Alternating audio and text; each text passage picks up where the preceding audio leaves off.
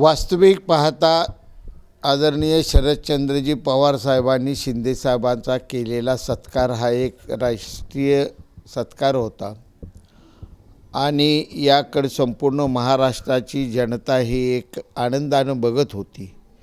परंतु नेहमीच चांगल्या कामात मिठाचा खडा टाकायची सवय असलेल्या संजय राऊतानं या कार्यक्रमाकडे राजकीय हेतूनं पाहिलं आणि ही प्रवृत्ती महाराष्ट्राच्या राजकारणात कधी दिसून आली नाही।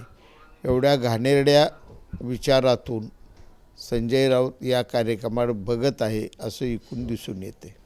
त्यांच्या सत्काराच्या वेळी ठाकरे गटाची खासदारी उपस्थित होती, त्याच्यामुळे अनेक चर्चा होत नाही की ठाकरे गटाची खासदार आता शिंदे गटाकडे चालली। हळूहळू संपूर्ण उबाटा ही खऱ्या शिवसेनेत शिंदेसाहेबांच्या नेतृत्वाखाली काम करण्यासाठी विलीन होईल।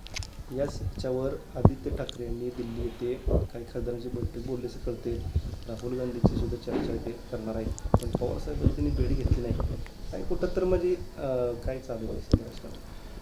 शिवसेनेचे खासदार सध्या आपापल्या मतदारसंघाच्या विकासासाठी एक वेगळा विचार करताना दिसून येत आहेत आणि त्यामुळं हे खासदार शिंदेसाहेबांच्या शिवसेनेत चाललेत या भीतीग्रस्त पोटी आदित्य ठाकरे दिल्लीला गेलेले आहेत।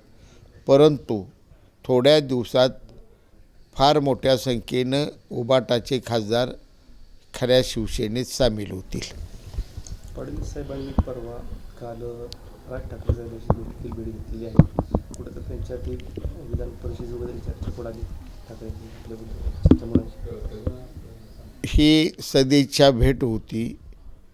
एकूण राजकारणात फडणवीस साहेब आणि राज ठाकरे साहेब हे व्यक्तिगत पातळीवर चांगले मित्र आहेत आणि त्यामुळं फडणवीस साहेब मुख्यमंत्री झाल्यानंतर ही पहिली भेट आहे। कदाचित राजसाहेबांनी त्यांना घरी चहा पाण्यासाठी बोलवलं असेल।